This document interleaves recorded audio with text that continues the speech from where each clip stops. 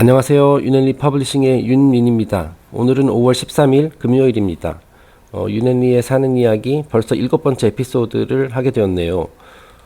생각보다 시간이 빨리 가는 것 같습니다.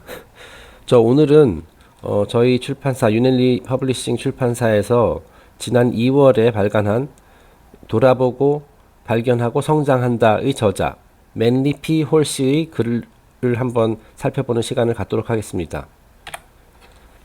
네, 제가 얼마 전에 인터넷을 검색하다가 지금 보시는 그 왼쪽에 보시는 이미지와 같은 것을 이제 발견을 했는데요. 맨리 P 홀씨가 그 새해를 맞아서 뭐 학생들인지 아니면 지인들인지 그 많은 사람들에게 전달한 하나의 메시지라고 할 수가 있습니다. 그래서 제목이 Ten Commandments예요. 그러니까 막 Ten Commandments 하니까 이제 10계명처럼 들리죠. 자, 근데 이 단어를 자세히 살펴보면은 그 단어를 조금 바꿨습니다. 여기 지금 보면은 command는 이제 지시하다, 명령하다 거든요. 그게 이제 우리가 성경에 등장하는 10계명 하면 그 Ten Commandments죠. 그래서 하나님이 백성들에게 지시한, 명령한 10가지 계명. 그게 이제 Ten Commandments고, 지금 맨리 P 홀씨는 그걸 살짝 바꿔가지고 Ten Commandments라고 이제 표현을 했죠. command는 이제 뭐 여기 권하다, 그렇죠. 뭔가를 조언하다, 권하다. 그리고 이제 또는 이제 칭찬하다, 뭐 이런 뜻도 있습니다. 그래서 commendation medal 하면은 이제 어떤 상 같은 거죠. 어떤 업적을 남겨서 어떤 메달을, 상을 받는 것. 그런 걸 이제 commendation medal이라고 하고, 이제 command는 권하다. 그리고 우리가 이제 친구에게 어떤 조언을 하거나 이제 권고를 할 때 recommend라고 그러죠. recommendation. 그것은 뭐냐면은 우리 모두가 마음속으로 알고 있는 어떤 내용을 다시 권한다는 뜻이죠. 다시 한번 상기시키다. commandments. 어쨌든 여기 나온 그 Ten Commandments는 맨리 P 홀씨가 이제 10가지 우리 모두가 새겨들어야 할 그 아주 중요한 내용들 10가지를 우리에게 지시하고 명령하는 것이 아니라 권하는 내용이라고 이해하시면 되겠습니다. 그 10가지 권고 사항을 뭐 받아들일지 여부는 이제 우리 각자 알아서 판단해야 될 일이고요. 그럼 이제 총 10가지가 있는데 오늘은 첫 번째 시간이니까 한 5가지만 먼저 살펴보도록 하겠습니다. 그 6번부터 10번은 다음에 할게요. 자, 첫 번째 커맨드먼트입니다. 보면 The true self is selfless. 진정한 자아, true self. 뭐 약간 고급스럽게 표현하면 뭐 진아 뭐 이런 표현을 쓰죠. 진실한 자아, 진정한 자아. 진아는 이타적이다. 네, selfless. 진정한 self는 selfless. 자기 자신보다는 자기 자신도 물론 생각을 하지만은 이타적인 생각을 많이 한다라는 거예요. 그것이 바로 이제 true self와 false self를 구분하는 뭐 한 가지 기준이라고 할 수 있습니다. 자, 그래서 제가 이 계명을 보면서 뭐 계명이 아니라 이제 이 커맨드먼트를 보면서 생각난 게, 저희가 요즘 윤앤리 퍼블리싱에서 진행하고 있는 스타워즈 강좌에 보면은 이제 다크 사이드, 그다음에 이제 제다이들의 이제 차이점에 대해서 설명하는 그런 대목이 많이 나오는데요. 그 다크 사이드의 방식, 또 다크 웨이라고 표현을 했습니다만은 이 특징 중에 하나가 뭐냐면 service to self. 자기 자신만을 위해서, 자기 자신을 위해서 헌신하고 헌신한다라는 거죠. 그러니까 즉 이기주의를 기반으로 한 삶, 그러한 사고방식, 생각, 그것이 이제 다크 웨이다. 자, 그 다음에 또 하나의 특징이 뭐냐면 패션입니다. 이 패션 하면 이제 우리가 보통 열정 뭐 이렇게 얘기를 하는데, 여기서 말하는 패션이라는 것은 그 자기 자신의 야망, 사적 야망, 그렇죠? 내가 잘 되기 위해서 뭐 이제 수단과 방법을 가리지 않고 때로는 뭐 남을 해칠 수도 있고 뭐 이런 것을 의미하는 부정적인 의미에서의 패션입니다. 이제 반면에 그 제다이의 방식, 그 제다이는 이제 인류를 위해 헌신하고 봉사하는 그런 사람들을 상징하는 단어죠. 이들의 특징은 그 영화에 따르면 service to others, 그 타인을 위해서 봉사하는 사람들, 예, 즉 셀프리스한 사람들, 이타적인 사람들. 이것이 바로 이제 다크 사이드와 제다이 웨이를 구분하는 한 가지 요인 중에 하나고, 이들의 원동력은 패션이 아니라 컴패션이다라고 설명이 나옵니다. 이 컴패션은 이제 우리말로 하면 뭐 연민, 그렇죠? 타인을 위기에 빠진 타인을 뭐 측은하게 여긴다든지 동정심, 연민의 정을 품는다 뭐 이렇게 표현을 하죠. 자, 근데 이 두 단어를 보면은 이게 말하자면 그 반대 개념이라는 뜻인데요. 이 패션하고 컴패션 둘 다 패션이 들어있죠. 그런데 이제 컴패션이라는 단어는 com이라는 이제 접두사가 들어있는데 영어 단어에 이렇게 come이라는 그 접두사가 들어가면 이게 함께 한다는 뜻이거든요. 함께. 자, 그러니까 이제 패션을 가지지만은 우리 모두가 함께 모두를 위한 패션이라는 거죠. 위의 패션은 자기 자신만을 위한 패션, 나의 야망을 충족시키기 위한 그런 패션. 컴패션은 모두가 잘 될 수 있도록, 모두에게 이익이 돌아갈 수 있도록 함께하는, 함께 잘 살자, 함께 잘 살기 위한 그러한 패션이라고 할 수가 있습니다. 자, 그래서 이제 차이점을 아시겠죠? 이제 service to self, 다크세이드는 service to self, passion. 그리고 이제 패션으로 움직인다. 제다이들은 service to others, 타인을 위한 봉사, 이타심, 그리고 compassion, 연민을 원동력으로 삼아서 이제 움직이는 사람들이 제다이다. 그렇습니다. 이게 첫 번째 계명과 관련된 내용입니다. 자, 그럼 두 번째 커맨드먼트를 보겠습니다. The true measure of knowledge is the realization of ignorance. 자, 그러니까 true measure of knowledge, 어떤 사람이 이제 지식을 갖고 있는지 아닌지를 판단하기 위한 진정한 기준, true measure는 그 사람이 realization of ignorance, 자신이 모르고 있다라는 것을 깨달았느냐, 그렇죠? 뭐 소크라테스도 그런 말을 했고 공자도 그런 말을 했습니다만은 나는 최소한 내가 모른다는 사실을 알고 있다. 네, 나는 이제 완벽한 모든 것을 알고 있는 사람은 없다라는 거죠. 물론 이제 계속 하지만은 뭔가 새로운 것을 그 지식을 높이고 지혜로운 사람이 되기 위해서는 일단 내가 부족하다라는 것부터 인정을 해야 된다라는 거죠. 그 사실 아무것도 모르는 사람보다 내가 알고 있다고 착각하는 사람이 더 안 좋은 거거든요. 그게 더 안 좋은 상태거든요. 일단은 우리가 뭔가를 새로 배우고 지혜를 얻고 깨달음에 이르고 이러기 위해서는 내가 지금 현재는 그렇지 않다라는 것부터 인정하고 들어가야 된다라는 얘기입니다. 네, 많이 들어본 얘기실 거예요. 자, 여기서 이제 몇 가지 영어 단어를 살펴보겠습니다. 이제 realization, 이거는 이제 깨달음, 어떤 이해하다, 그런 의미로 이제 많이 쓰이는 단어고, 동사형이 이제 realize, 깨닫다죠. 그런데 이제 realize, 이거는 리얼하게 만들다, 현실화하다, 그런 의미도 담겨 있는 거죠. 예. 그러니까 그 거짓화하는 것이 아니라 현실화하다.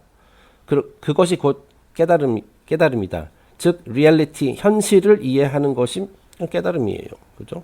깨달음이라는 것이 굉장히 복잡하고 고차원적인 개념이 아니라 이런 관점에서 생각해 보면 조금 더 쉽게 와닿을 수 있습니다.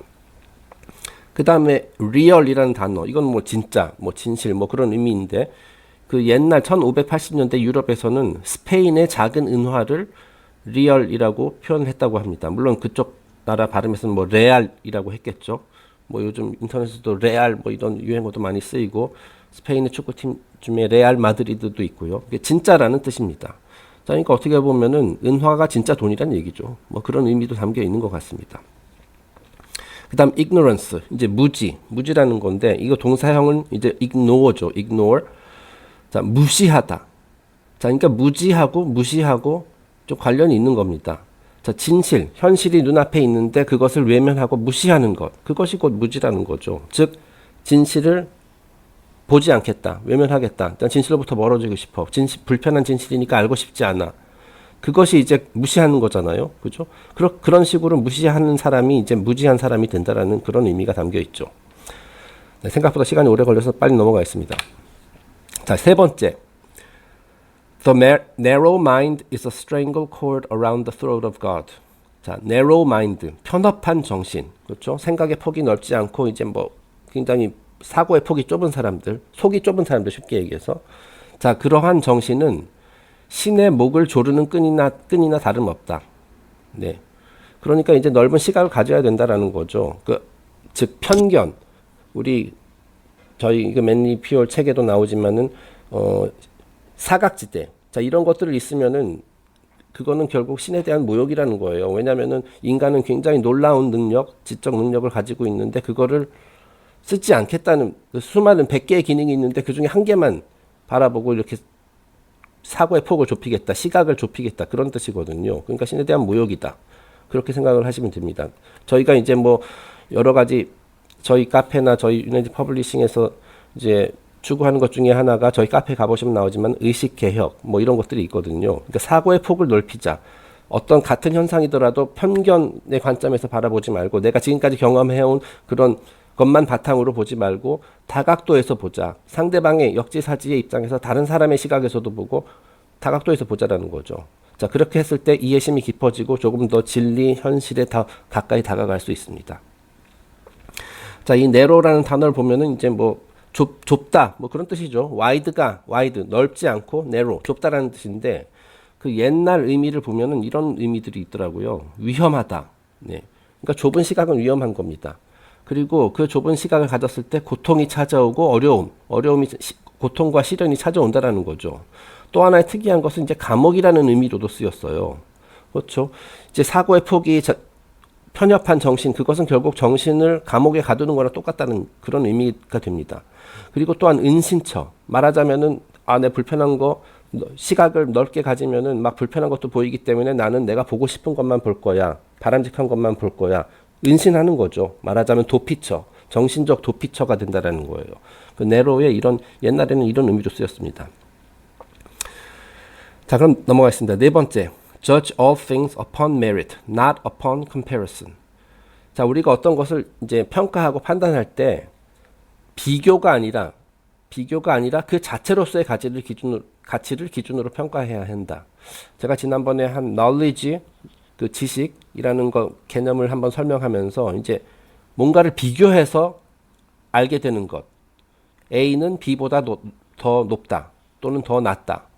뭐 더 강하다, 더 약하다. 이렇게 상대적인 개념으로 이제 판단하는 경우가 많다고 했잖아요. 자, 근데 이제 그런 방식, 상대적인 평가는 한계가 있다 이거죠. 그렇게 해서는 안 되고 upon merit, 그 자체로서의 절대적인 가치를 기준으로 평가를 해야 한다라는 겁니다. 예를 들어 설명하자면은 바늘 도둑이 있고 소 도둑이 있죠. 우리가 일반적으로 생각했을 때 소 도둑보다는 그래도 바늘 도둑이 더 낫잖아요. 소 도둑이 더 나쁜 놈이잖아요. 자, 그렇다고 해서 바늘 도둑이 좋은 사람이 되는 건 아니죠. 예. 그 상대적으로 따지지 말고 바늘 도둑 그것만 봐야 된다는 거죠. 어쨌든 그 사람은 도둑이에요.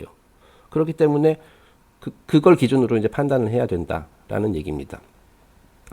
예를 들어서 우리가 선거 같은 것을 할 때 최선을 뽑는 게 아니라 뭐 차악을 뽑는다, 이런 비관적인 그런 얘기를 하는 사람들도 많잖아요.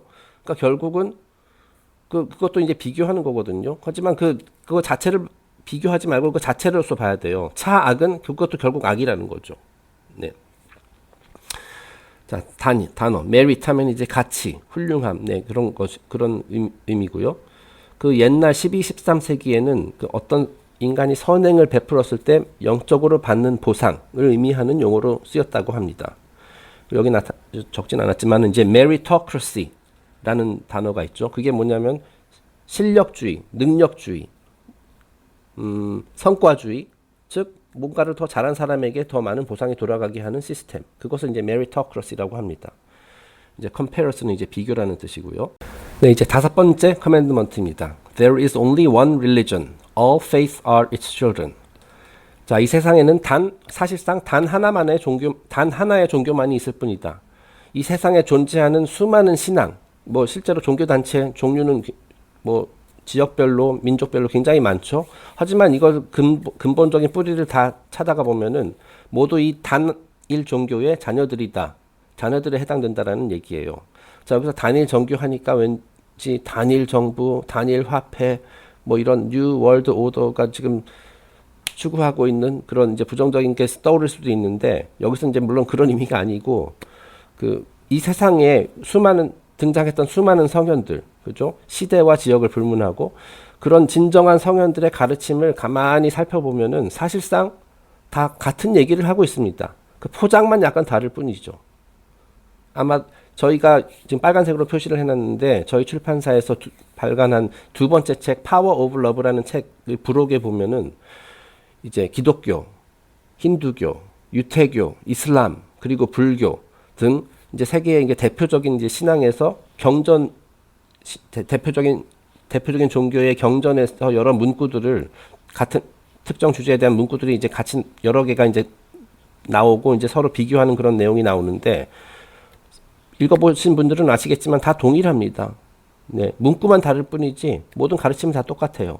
그런데 이제 사람들이, 이런 여러 종교 단체들이 이런 공통점보다는 사소한 차이점들에 대해서 집착하다 보니까 이제 종교 분쟁이 벌어지고 심지어 전쟁까지 일어나고 그런 거거든요. 마치 증오심을 키우는 거죠. 왜냐하면 공통점보다도 99%의 공통점은 잘 무시하고 그 1%도 안 되는 그 차이점을 가지고 거기에만 집착하기 때문에 이제 전쟁도 나고 그러는 겁니다. 좀 아쉽죠. 옛날 그 고대 그리스의 피타고라스, 굉장히 뛰어난, 물론 이제 피타고라스의 정리로 수학자로 알려져 있지만 사실 수학자를 넘어서서 그 위대한 철학자이자 사상가이기도 했죠. 자, 이제 특히 이 사람이 이제 그 진리를 추구하는 데서 굉장히 평생을 바친 사람인데, 이 사람이 그 당시 그 그리스뿐만 유럽뿐만 아니라 이제 아프리카 쪽의 이집트 그리고 아시아 쪽의 인도를 포함해가지고 그 수많은 그 당시 알려진 세계를 전부 다 돌아다녔다고 해요. 새로운 지식을 구하기 위해서. 그래서 이제 그 당시에는 이제 최고 수준의 학문을 전파하는 곳을 이제 미스터리 스쿨이라고 표현을 했는데, 그 19개의 미스터리 스쿨, 서로 다른 미스터리 스쿨에 가서 공부를 하고 이제 말하자면 졸업을 했다라고 합니다. 그러니까 지금으로 따지면은 그 19개 대학에서 박사학위를 받은 뭐 그런 것이라고 할 수 있죠.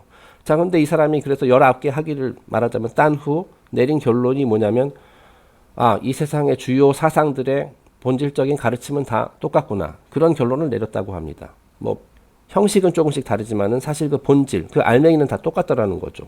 자, 그래서 그런 깨달음을 얻고 나이 50이 돼서 그리스로 돌아와 그제서야 비로소 자기가 이제 학교를 차리고 그 제자들을 받아들였다고 합니다. 네, 그렇기 때문에 어쨌든 강조하고 싶은 것은 이 모든 가르침, 우리에게 진정으로 의미가 있는 이 가르침의 뿌리는 하나라는 것. 사소한 차이점보다는 우리가 공통점에 그 집중을 해야 된다는 것을 말씀드리고 싶습니다. 자, 요 구절에서 이제 나온 단어와 관련해 가지고 제가 몇 가지 흥미로운 것들 적어봤습니다. 자, 이제 faith 하면은 말 그대로 믿음, 신앙, 그러니까 신앙이라는 의미로도 쓰이죠. 종교적인. 여기서 말하는 것은 일반적인 믿음, 신뢰, 그리고 그죠? 믿는다, 신뢰하다가 같은 얘기죠. 자, unfaithful 하면은 이게 뭐냐면 외도를 한다는 뜻입니다. 배우자에게 바람을 핀다는 거죠.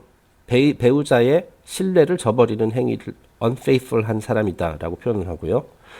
뭐 child는 이제 뭐 다 아시다시피 어린인데, 아주 옛날에는, 요즘은 이제 child 하면은 일반적으로 성인이 되기 이전 나이의 사람을 의미하고, 또는 뭐 성인 된 이후에도 부모의 입장에서는 영원히 child죠. 자기 자식은.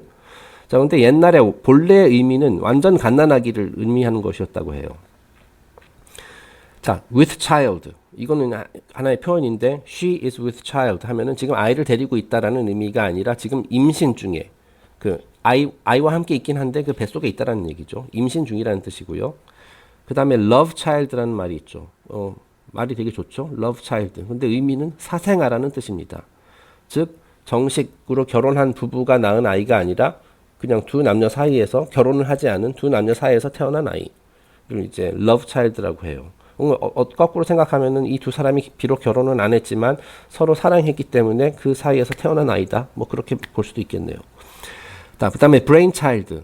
자, 이것은 brain, 뇌죠. 뇌에서 나온 아이니까 생각, 어떤 계획, 머릿속에서 구상한 계획, 그리고 어떤 기발한 아이디어, 뭐 이런 것을 This project is my brainchild. 뭐 하면 이번에 우리가 하고 있는 프로젝트는 내 머릿속에서 나온 아이디어야, 구상된 것이야. 뭐 그런 의미가 되겠죠. 자, 그다음 마지막 두 개 단어. childlike, childish. 이게 이제 두 가지가 거의 비슷한 의미인데요. 이제 위에 것은 childlike가 조금 더 긍정적인 뉘앙스를 띠고 있습니다. 이거는 진짜 아이처럼 순수한, 아이의 장점을 이제 부각시켜서, 저 사람은 굉장히 childlike해. 저 사람 진짜 아이처럼 순수하고 깨끗한 마음을 가지고 있어. 뭐 그런 의미가 되는 것이고, 이 childish는 이제 안 좋은 쪽이죠. 저렇게 저렇게 철딱서니가 없는, 철이 들지 않고 진짜 아이처럼 유치한, 뭐 이런 의미가 되겠습니다.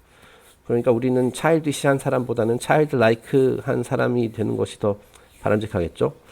생각보다 시간이 많이 흘렀는데요. 오늘은 이렇게 5가지만 먼저 말씀드리고 다음 시간에 그 6번부터 10번까지 진행하도록 하겠습니다. 감사합니다.